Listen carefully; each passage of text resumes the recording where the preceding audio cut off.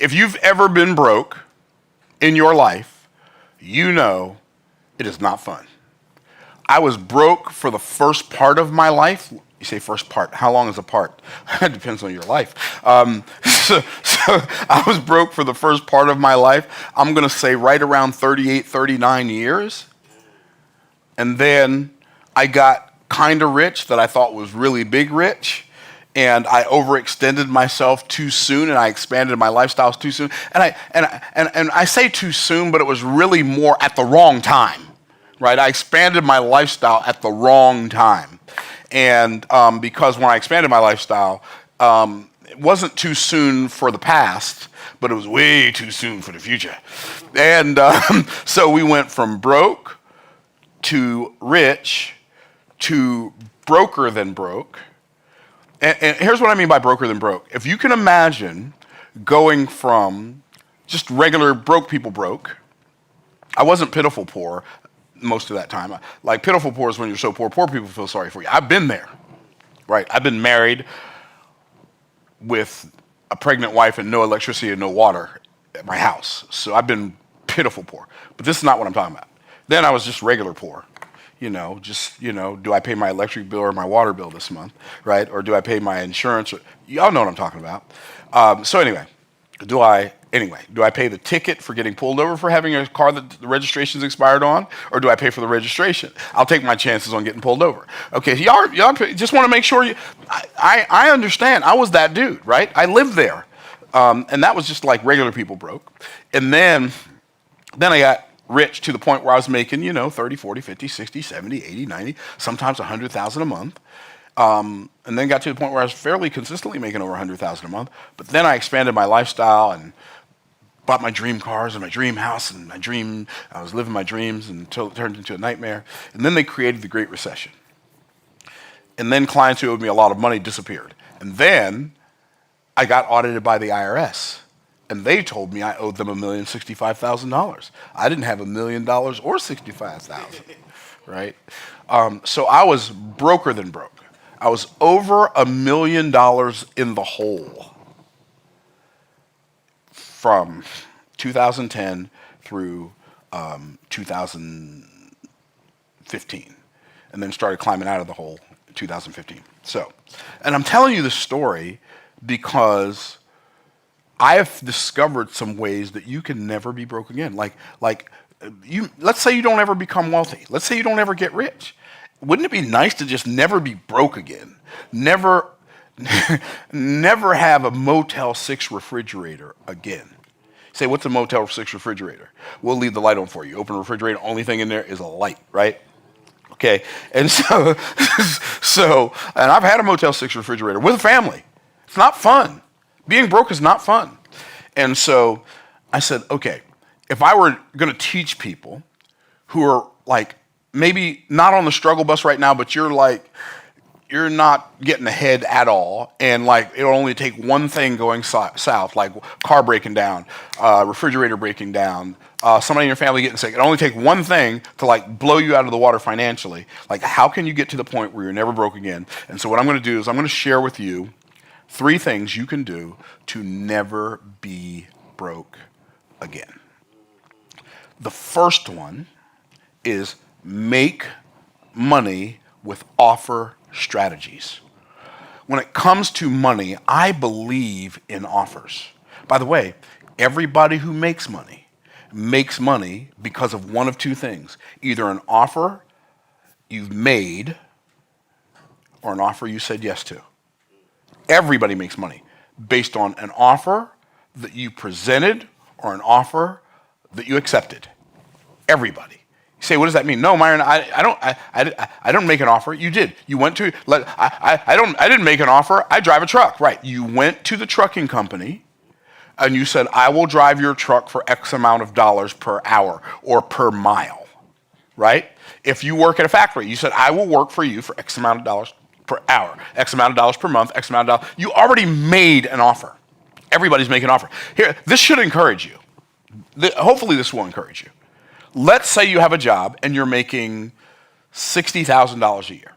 Okay, you have a job, you're making $60,000 a year. What if you just started thinking of your employer as your main client? So you got one client who's agreed to pay you $60,000 per year. Wow. If it doesn't do anything else, it should encourage you. Why?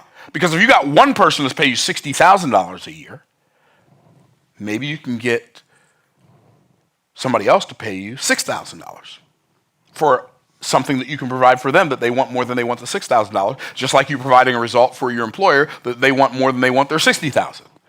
Or maybe you could say, like you could find maybe even more people who would be willing to pay you $600.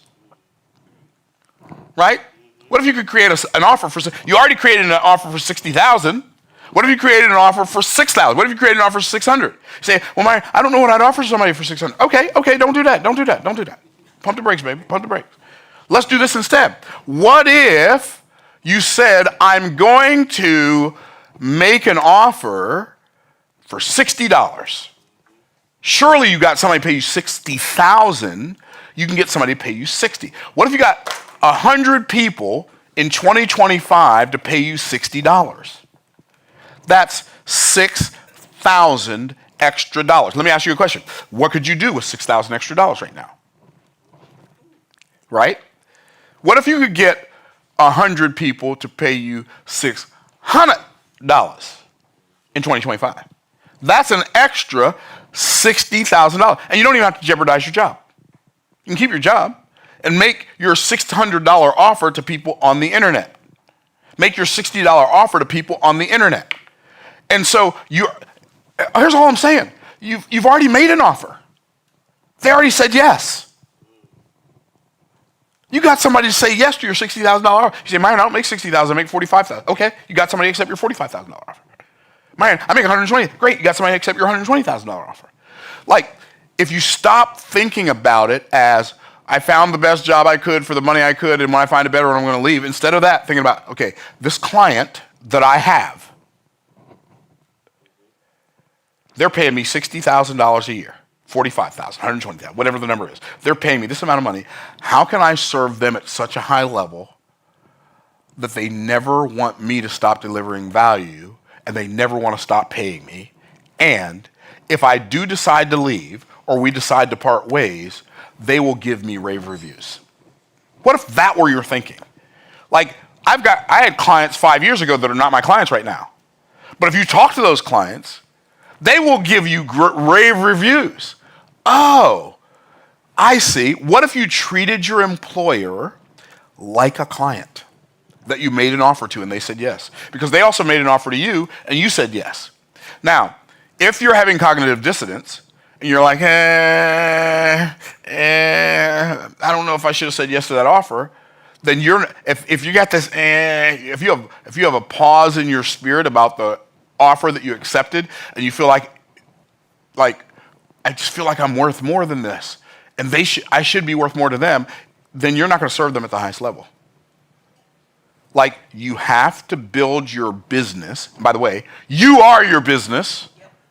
You have to build your business in a way that gives you the energy to serve your client and or clients at the highest level.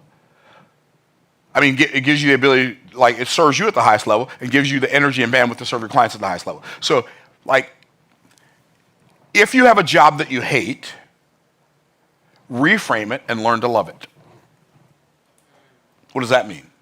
It means if you have a job that you hate, instead of thinking about, I hate this job so bad, think of it, I'm so thankful for this job because it's why I have electricity at my house. It's why I can cook food at my house. It's why I'm not hot in the summer and cold in the winter, because I have this job. And this client is paying me very well, and I'm going to take care of them. And then if I've got to go make some other offers to some other people on the interwebs, on eBay or on Facebook Marketplace or on my own website or on Instagram or wherever, then I'm going to do that. But in the meantime, in between time, I'm going to serve the clients I have. And every client that I have now and every client that I will ever have, I will serve them at such a high level that they will never want me to they will never not want to be my client again. And if I do decide that I don't want them as a client anymore, they'll give me rave reviews. Like, Like what is that called? That's called ownership mentality. Are y'all picking up what I'm putting down? And so stop, even if you get paid by the hour, even if you're making minimum wage right now and you're like making 7-layer burritos at Taco Bell for minimum wage right now, instead of looking at, oh man, I'm just to get this dead end job, blah, blah, blah. It's a dead end job if you have a dead end perspective. But what if you showed up every day like you were the owner and the CEO of Taco Bell and you served the manager and the other employees and every customer that came through like they were essential to your livelihood instead of treating them like they're an inconvenience? How would that change the game for you? Sheesh. See, your biggest problem, one of the reasons poor people are poor is because they don't make money with offers. Even though they're making money with offers, they don't even know they're making money with offers. Here's what I mean. I'm going to go to the board, Michael. So here's what I mean. Poor people and middle-class people feel like everything is expensive because they pay for everything with money they've exchanged their life for or their time for. So they feel like they're paying for everything with their life. And you've seen me do this illustration before. So what you do is you say, hey, I've got this time. I'll sell you my time. By the way, you are the asset. I mean, you're the resource. You're the resource. God's the source. You're made in his image. You're the resource. Time is an asset, but it's a limited asset. What do I mean limited? You only have so much time. How much time do you have? 24 hours in a day, 60 minutes an hour. If you're really, really nice, if I'm really, really nice, will you let me have 70 minutes in an hour? No.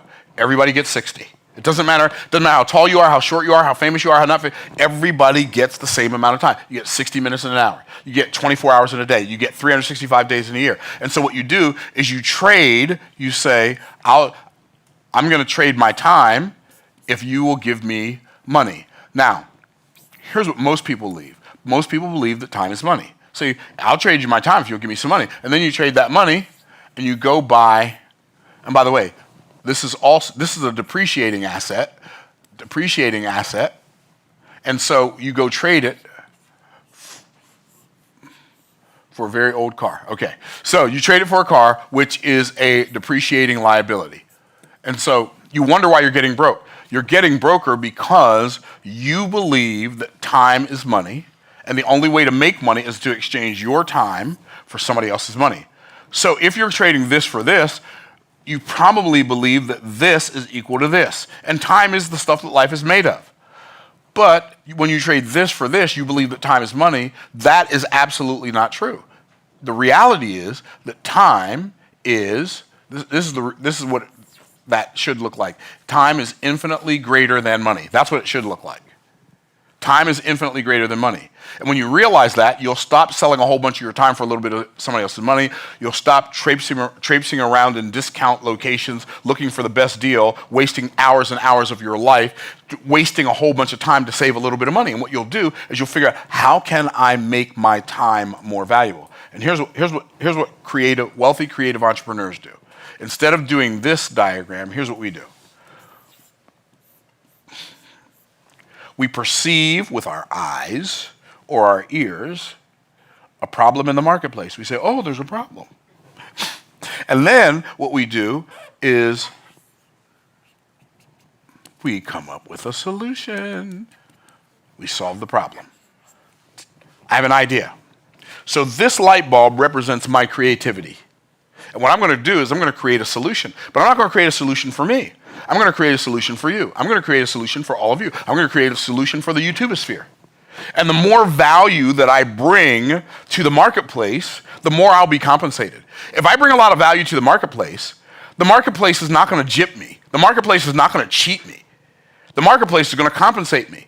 And all I got to do is keep bringing value to the marketplace, and eventually some of the seed I sow will reap a harvest, period. That's how it works. Now, wealthy creative entrepreneurs are wealthy creative entrepreneurs because we pay for things according. Everybody say according. We pay for things according to our creativity. What does that mean? I don't pay for it with my creativity. I don't pay for it out of my creativity. If I paid for it out of my creativity or with my creativity, here's what would happen. I'd pay for it with my creativity, and I'd have less creativity after I paid for it than I had before I paid for it. But I don't pay for it out of my creativity. Because once I create a solution, I don't have less creativity. I have the same amount. Actually, I have more. Wow.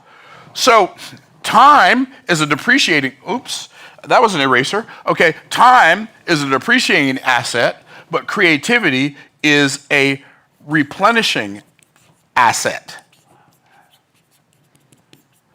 This, by the way, how much does it replenish? It has infinite replenishing ability. That's so mind-blowing.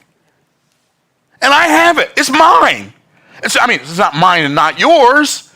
It's mine and yours. Like, you've already solved so many problems in your life already. But somehow or another, the cultural hypnotic societal mechanism got you to believe that you don't have the ability to solve problems. I'm blown away. You're not smart enough. You're not good enough. You're not enough. Really? Hey, look in the rearview mirror of your experience of life and take inventory of all the things you couldn't do when you landed on this planet. You couldn't walk, you couldn't talk, you couldn't chew food. That's right, you didn't even have no teeth. You couldn't control your bodily functions. You couldn't drive a car, you couldn't use a phone, you couldn't use a computer, you couldn't count, you couldn't write, you couldn't read, you couldn't do anything. You couldn't play a musical instrument. You didn't even speak any languages, let alone 2 or 3. And now all of a sudden, you look at the rearview mirror experience of your life. You got all this stuff you know how to do, and you think there's something you can't learn? Oh, the enemy got you blind, babe. No, child, please. There's not, let your life be a testament that there's nothing you can't learn. Now, there may be some things you don't desire to learn. There may be some things you're not willing to learn. But that's not the same as the things you can't learn. I wish I had. Okay, y'all tracking. So, what happens is I create an asset. So, we're going to call that asset, I'm going to create an asset, and that asset, I'm going to call it a book. And it's got words on the page. Yeah, create a book. And then I'm going to sell that book. By the way, when I write this book, it's going to cost me about, I'm going to say $3 to make. Then I'm going to sell the book for somewhere between 20 and it could be, I have a friend, I'll just put his number there. I have a friend, I know you're going to think this is crazy, his name's Dana. He had a book that he sold on a webinar for $2,000. Let me ask you a question. How many of you have ever thought, if I wrote a book, how could I sell it for $2,000? How many of y'all have ever thought that? Right? Okay. Right. But have you ever thought, if I had a book? No. I never thought. I would have never thought of that until I saw Dana do it. He did a webinar, and he sold hundreds and hundreds of people this book for $2,000. You know what it's called? The book was called High Ticket Book Secrets. How to Sell Books for $2,000. But you know what he did? When they bought the book, he didn't just give them the book. He also gave them bonuses. He gave them training. He gave them other stuff that was worth more than the $2,000. So here's the question. What bonuses can you add to the offers that you create that will make the offer that you've created more valuable? Could you give people access to a members portal on a website? Could you give people access to a community? Could you, like what else could you show them? What else could you add to it?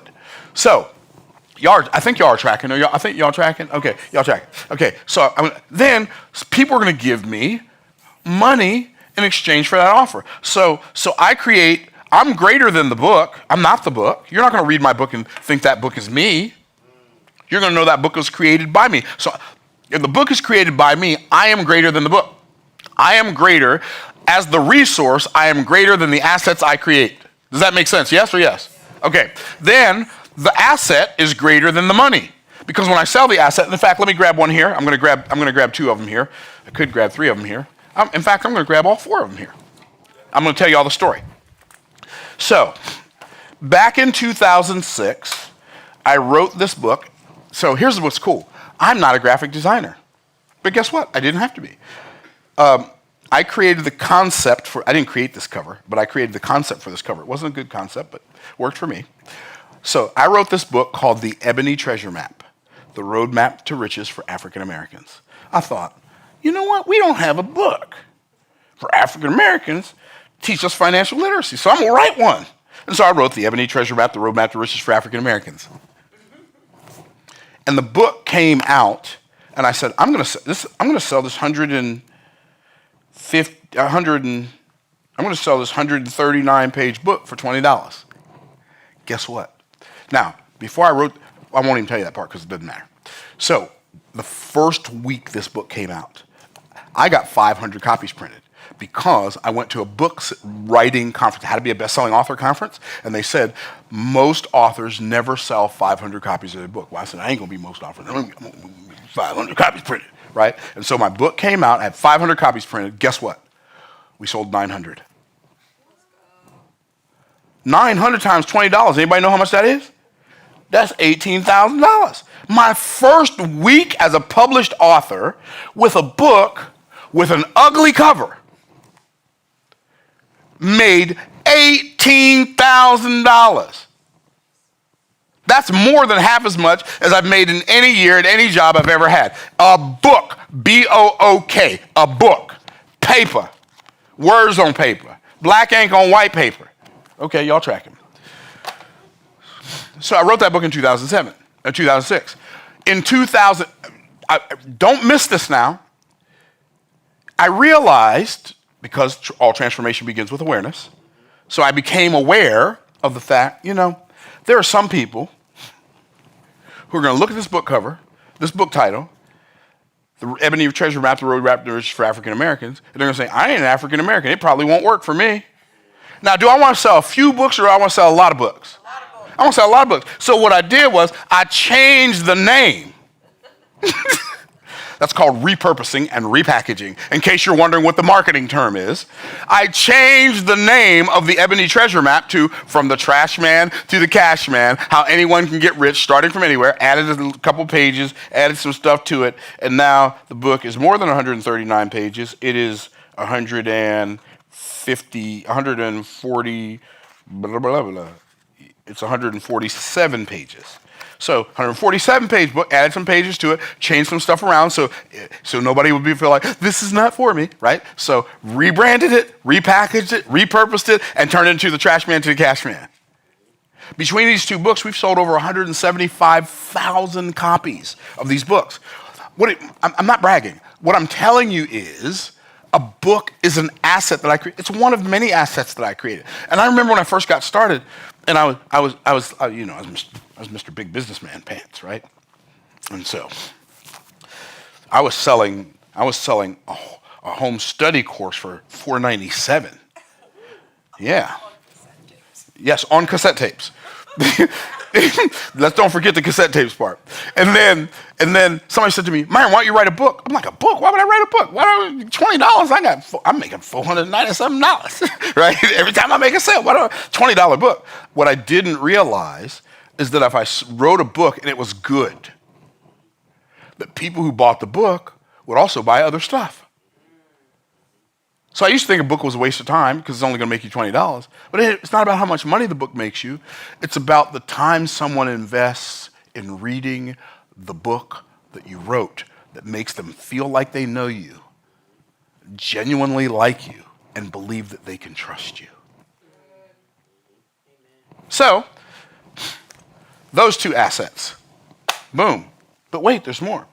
2017 was like my first bounce back $1 million year after being over $1 million in the hole. So I wrote this book called Click and Order for Brick and Mortar, Online Strategies for Offline Market Domination. Most of you have probably never heard of this book, right? You never heard of it, didn't even know it existed, right? I wrote this book for the purpose, I want really pay attention to what I'm saying right now. I wrote this book for the purpose of acquiring brick and mortar clients for my consulting business.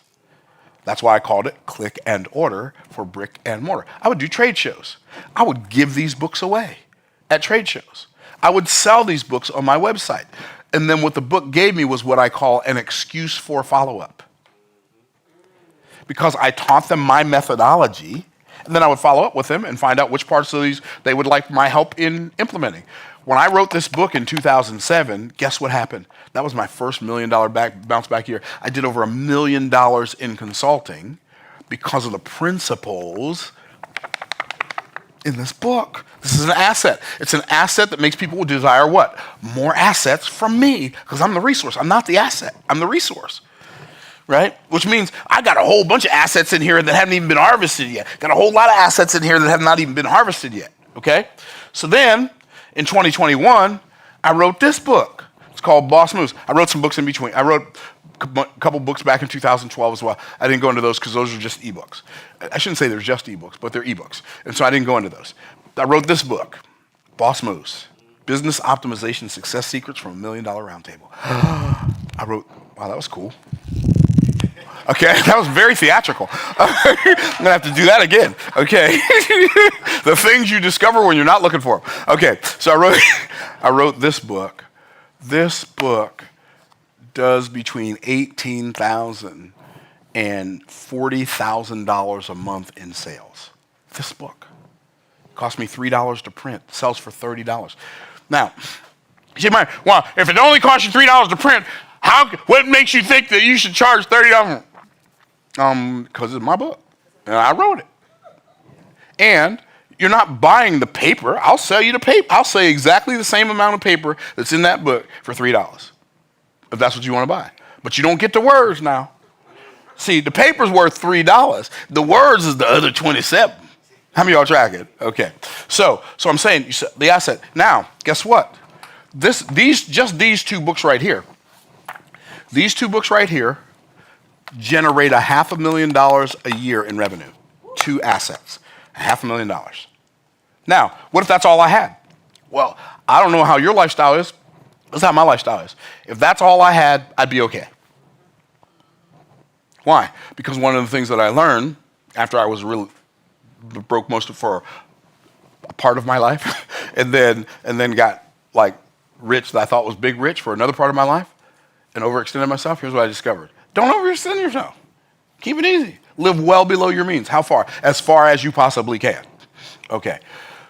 I'm taking too long on the make money part. We don't have to do a part two of this, but I think we'll be okay. So now, when I want to, it doesn't matter if I want to go buy a house, or a car, or a world-class vacation. It doesn't matter, because this, like when I spend the money, this keeps on spitting out more money. And so I'm never broke again. I promise you. I haven't looked, but I'll look right now, just so I'll look in front of you, so you can see that. I'll look in front of you, so you can see that I'm not making this up. So here's the reality. Okay, here's the reality. Books.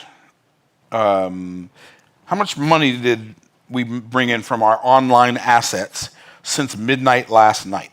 Is that a good question? Yes. Okay, good. Okay. Now, this is not the end of the world, but it's something. Wow. Okay. So, at 12:08 a.m., while I was asleep, dreaming about being asleep. Okay, just wanted y'all to know what I was doing. Okay, I was asleep, dreaming I was asleep. $297. And then at 12:27, not even 30 minutes later, $39.94. And then at 12:46, $29.98. By the way, that's the first hour of the day today. And then we didn't have any more sales come in until 6:21 a.m. $29.98 at 6:21 a.m. $39.94 at 6:34 a.m. $297 at 8:52 p.m., $39.94 at 9:45 p.m., $116 at 9:50 p.m., and $29.98 at 10:04 a.m.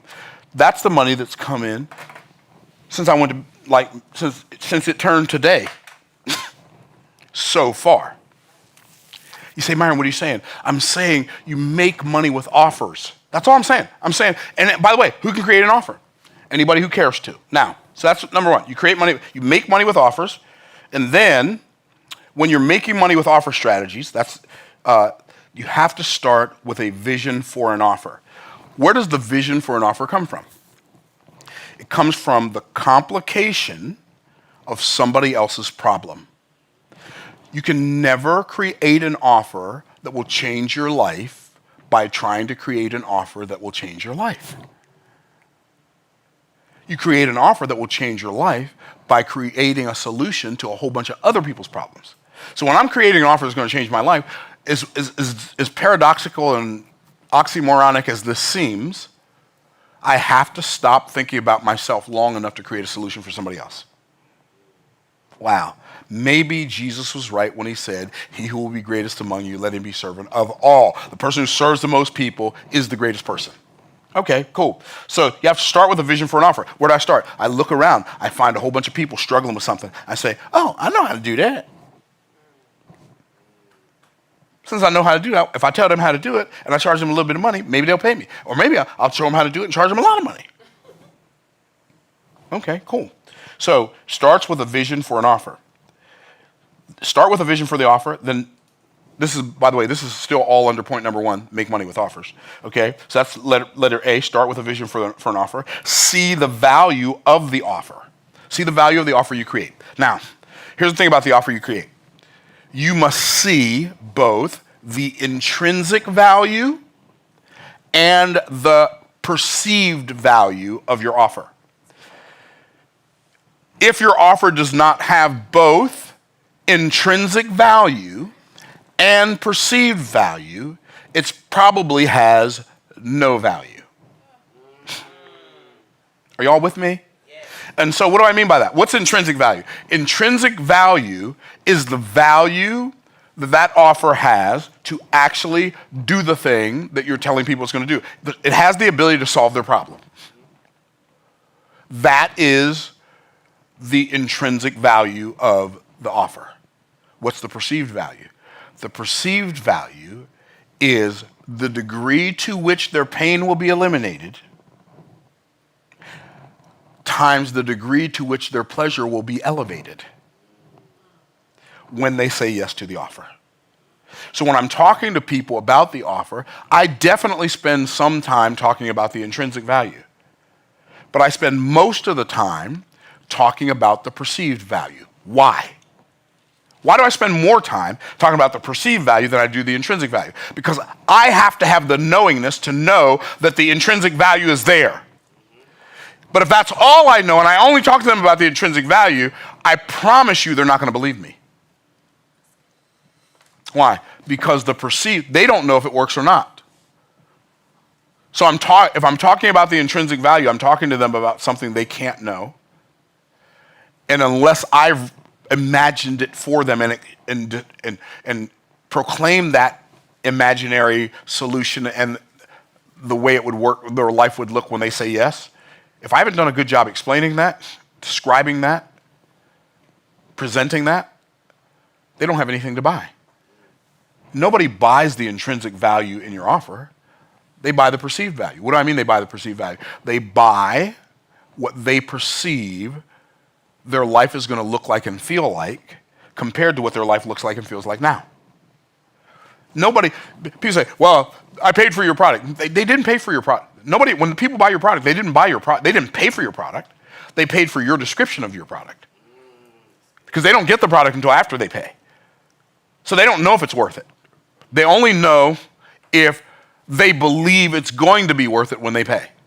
So you've got to get good at describing both the intrinsic and the perceived value. I hope you are tracking what I'm saying. Okay. This is really hard for people. So you start with a vision of your offer. You see the value in your offer. One of the biggest problems I see entrepreneurs have, and I coach lots of entrepreneurs, is they don't understand. They can't even perceive the value of your own offer. Guess what? If you don't perceive the value of your offer, you can't proclaim the value of your offer.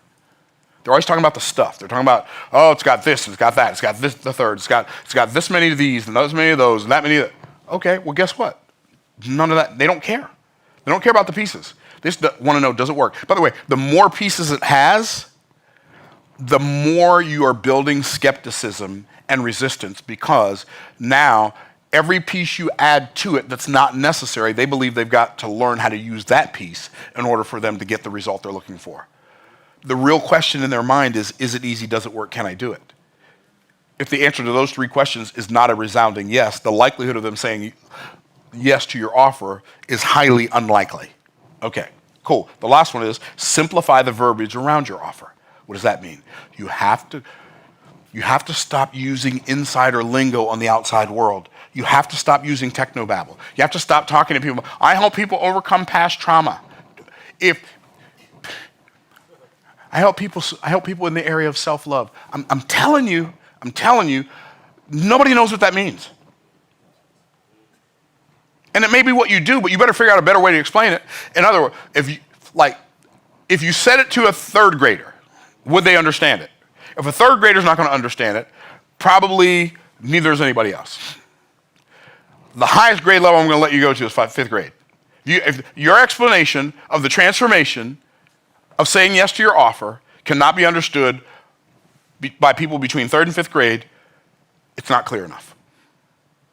So, simplify the verbiage. By the way, I know you know how to sound smart talking about consortiums and think tanks, blah, blah, blah. Right. Third grade language. Don't impress people with how smart you are. Impact them with the success they could have in using your solution to their problem. Okay. So I said there's 3 things you got to do. We talked about one of them. What is it? Make money with offer strategies. That's the first point. All of that was under the first point. That was a nicest rant. Okay. Number 2, manage money with optimization systems. You manage your money with systems. What did W. Edwards Deming say? He said, systems under which people work account for 90% of the failure. Therefore, the key to success in any endeavor is to perfect the system. You need a system for managing your money. And the number one reason you need a system for managing your money is so that you don't decide what to do with it after you get it. That decision was already made before you got it. You have to sit down and predetermine what's going to happen with your money before you get it. I really believe this. I can't prove this to be true because I'm not going to go work at McDonald's. Because number 1, I don't like the smell. Number 2, I don't like the food, if you want to call it that. So I'm not going to go work there. But if I worked at McDonald's, I could get rich working at McDonald's. Why? Because I would manage my money in such a way that I would create wealth. Why? I would manage that money with systems. Now, you need to have a system for money awareness. Awareness of your beliefs about money. Awareness of your feelings towards money. And awareness of your actual practices, what you do with money. Like, you want to never be broke again? Stop making emotional decisions around money. Make your decisions about money based on systems that are going to produce the outcomes you desire before you get the money. So you already know what's going to, I don't have to wonder what's going to happen when I get some money. I already know what's going to happen. I'm going to take that money. Well, I'm not going to tell you what I'm going to do with it yet. I'll tell you what I'm going to do with it in a minute. But I have awareness of me and money. I have no internal resistance. See, maybe your internal resistance to money is, well, I don't want to make too much money because I don't want the people who are closest to me to judge me and think less of me because I have too much money. And that may not even be a conscious awareness, it may be a subconscious awareness, but all of us know that if you make more money than people around you, a lot of those people are going to have judgment for you. Can I get a witness? Amen. So you got to stop worrying about that. Here's the reality. It don't matter. It is what it is. So systems of awareness, your awareness for money. I'm aware that my parents didn't understand money. They were great people. I love them. They taught us well. They did not understand money. You say, how do you know they didn't understand money? Because when I got older and I started developing a level of financial literacy, these are things that my parents didn't teach me, and they would have taught me had they known them, because they taught me the stuff they knew. Right? So I can't let the limitation of the people that raised me and the people that taught me as I was growing up, I can't let their limitations around money be my limitations around money.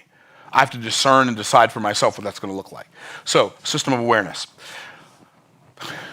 You have to have a system of awareness of what money is and what it actually does, because money is an exchange and store of value. Money's not even real. It just represents something that was real. And it represents something that will be real. But money itself is not real. Are y'all tracking? What do I mean? It represents something that was real. Well, I did some work in the past. I got paid for it. That money is how I prove to people that I want to serve me that I've served somebody other than me.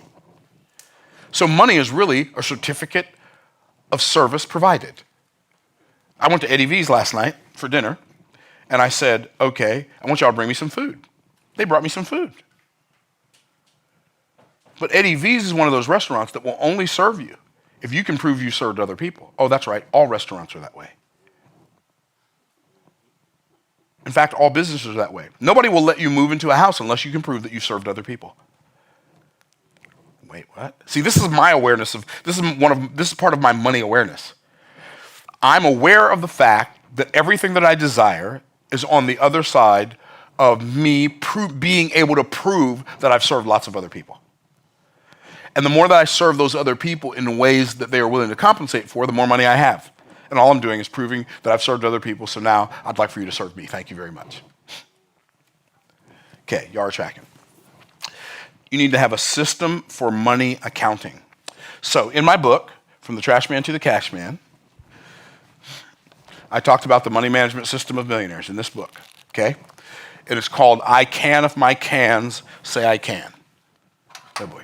I can if my cans say I can. So you have, that was a terrible can, okay? You have can number one. This is my in fact, I'm not gonna write all that. This is my first can. I can tithe can. So I'm gonna take 10% of my money. I'm gonna put it in my I can tithe can. Then my next can is going to be also 10%. It's my I can finish free can. My next can is my I can pay my bills can. Now, isn't that interesting? I'm going to tell you, just understanding that, this is 10%, this is 50%.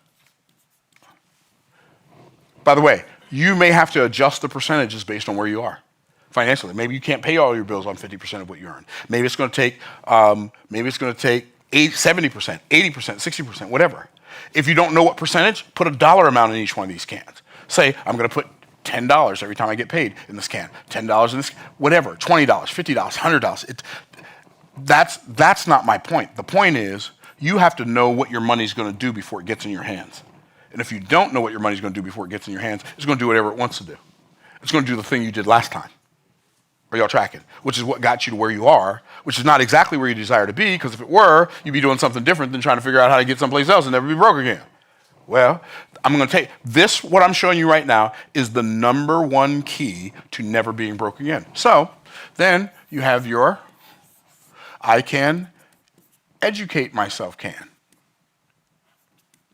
So I can educate myself. This is where I buy my books. There's 10% goes in there. This is where I buy my books. This is where I buy my courses. Then you have your I can save for what I want can. So I'm going to call this save for desires. I'm going to save for my desires. Okay, boom. So now 10% goes in there. And then we have one more can, which is one of my favorites. Okay, they're all my favorites, but this one changed my life. Probably more than any of them, 10%. What's that? This is my I can have fun can. Now, this is the only can. This one and this one probably, but this one for sure. You have to spend it all every month. What does that do? What that does is it inspires, like your I Can Have Fun can will inspire you to make more money more than any of those other cans. You're like, I spent this much, I can afford my country club membership now. I can afford to go bowling in a bowling league or whatever the thing is you do for fun. I can afford that guitar I want. I can afford guitar lessons. Whatever the thing is, I can go out and eat and spend as much of that money. That's my fun can. So all of these, this is how you manage your money with systems. I've got a system for accounting for the money that I make so that I'm not just like willy-nilly, I got some money. Oh, I look at the money in my hand, I think that's the money I have, and then I go spend it, and I remember something I was supposed to pay. You may have to adjust the percentages. By the way, I would recommend get a bank account, a different bank account for each one of these. If you have a business, you can have your your operating expenses can, and you can have your I can pay my taxes can, until you learn how not to pay taxes by investing in real estate. But that's another conversation for a different day. So all of this is a part of managing your money. And then you need a system for amassing money. Because what's going to happen if you start applying this, what's going to happen is you're going to get to the point where literally just that thing right there, you'll never be broke again. You'll always have money in your I can finish free can. You don't take any money out of that can ever unless you're taking it out to put it into an investment for when it's time for you to finish free. A lot of people call it retirement. I don't call it retirement. I call it finishing free. I don't have any desire to retire. I only have a desire to aspire higher. See what I did there? That's a poem, and I know. Okay, anyway, so I don't have any desire to retire. But I know what my finish free freedom looks like to me. Like the ultimate financial freedom looks like to me is when my investment cash flow from my investments is more than my passive. I'm going to call it passive even though it's not passive because people know what I'm talking about. My passive cash flow from my investments is greater than my active cash flow from my business, from my businesses. That's when I'll know I'm free. Why? Because then you talk about never being broke again, it'll change the game forever. Okay? So you are tracking. That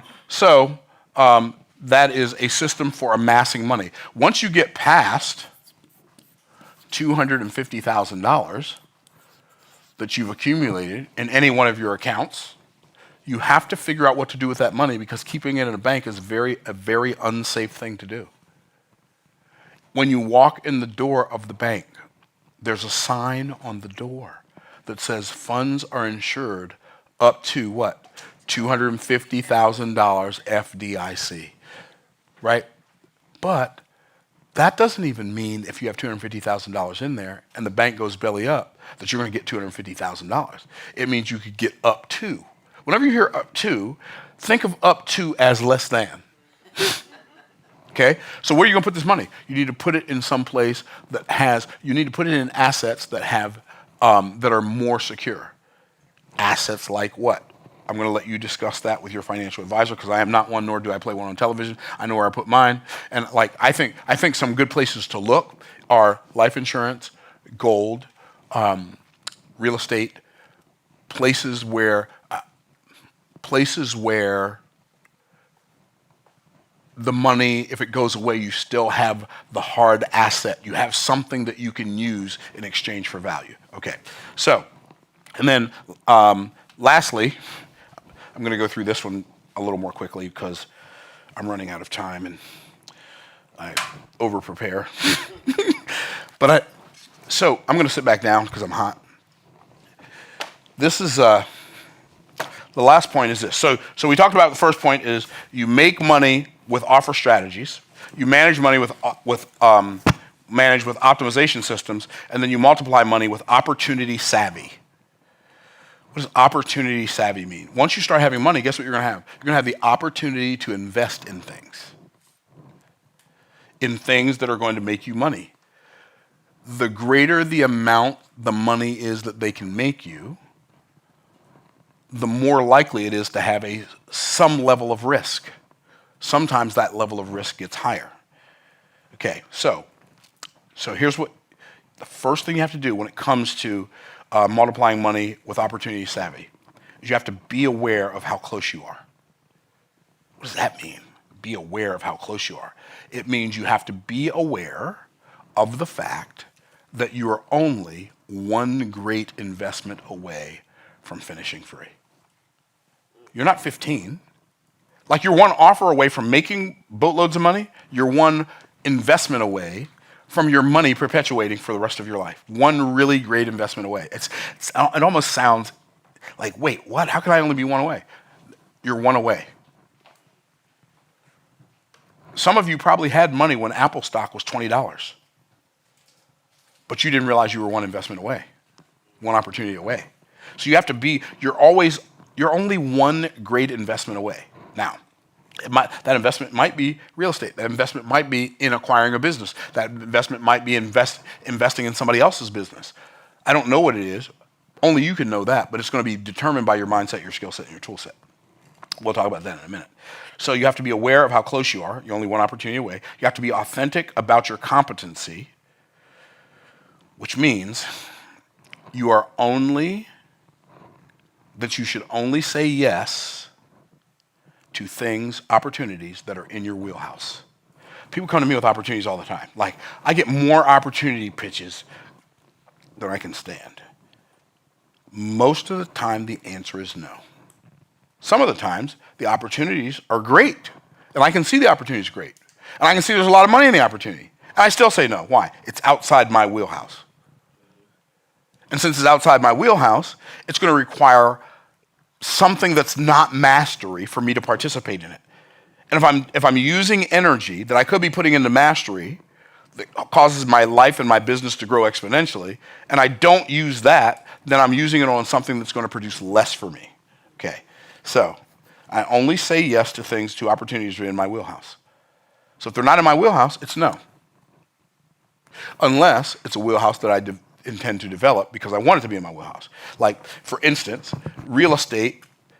I mean, I own some real estate, but real estate is not in my wheelhouse to the degree that I'm a real estate expert. I'm not a real estate expert yet. But it's in my wheelhouse enough to know that I desire it to be in my wheelhouse. Why? Because I don't like writing checks for hundreds of thousands of dollars every quarter and sending it to the United States government. And so in order for me to not have to do that, I have to become savvy, more savvy. I mean, I'm already savvy. I own a couple $1 million worth of real estate. But I have to become savvy enough to where I can offset the tax liability on my earned income by investing in real estate because it's the best vehicle for mitigating and eliminating taxes. So that's outside my wheelhouse, but not for long. Okay, y'all are tracking. And then when it comes to multiplying money with your opportunity savvy, the last one I'm going to say is this. Be all in when you are confident. What does that mean? When the opportunity matches your mindset, skill set, and tool set, go all in without, and it's a good opportunity, obviously. Go all in without reservation. All in. Like, it's like, okay, I'm going for this. Recently, I'm going to end with this. Recently, I had a friend of mine who owns tens of thousands of apartment units worth billions of dollars. He said to me, I'm going to challenge you to acquire hundreds of millions of dollars worth of real estate this year. Now, I don't even own tens of millions of dollars of real estate. I own millions, but not tens of millions. And he said, I'm going to challenge you to acquire hundreds of millions of dollars. And I'm like, okay, it kind of makes sense. What does that mean? Well, I don't know how I'm going to do it, but he's challenging me to do it, so he knows how I'm going to do it. And I know that it's easier to make a lot of money in a short period of time than it is to make a little money over a long period of time. So hundreds of millions of dollars is easier to make than tens of millions of dollars. And I've made tens of millions of dollars. So I know how to make, I don't know how this whole hundreds of millions of dollars worth of real estate thing is, but I know that the principle is there to support it. And so it matches my confidence. And when I see an opportunity that matches my mindset, my skill set, and my tool set, I'm all in.